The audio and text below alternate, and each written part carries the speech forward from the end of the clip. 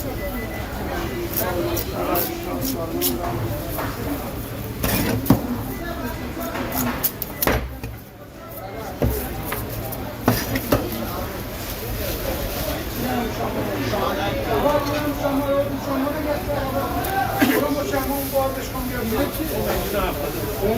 مایه هفتونه اونجا اقیانوسی هم بشون کلی سالی بستون اونجا دارم 90 نه اون بچه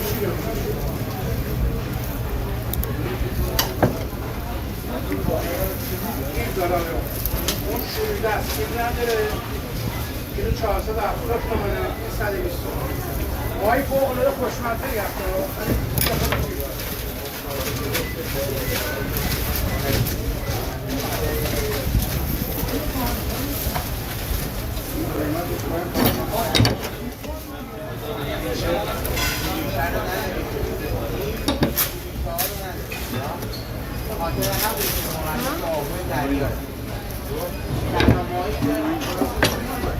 بعد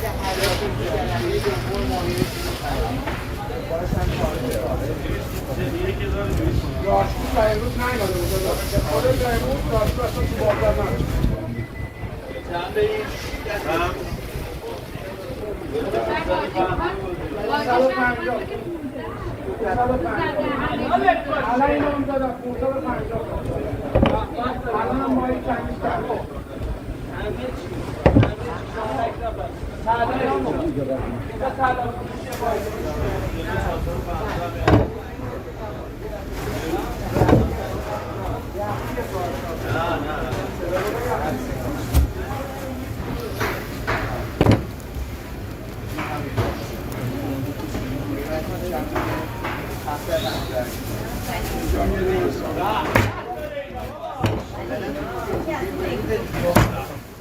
این مدل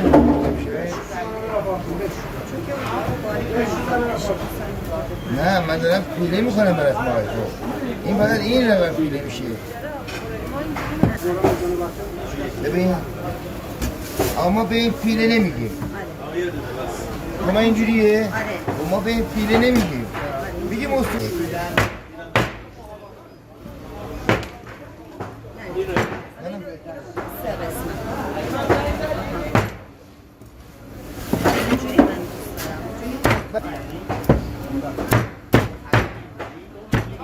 چون اونجوری پیله کنی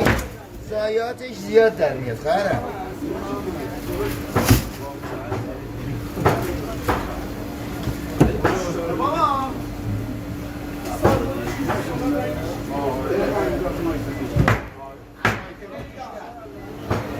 رنگ دار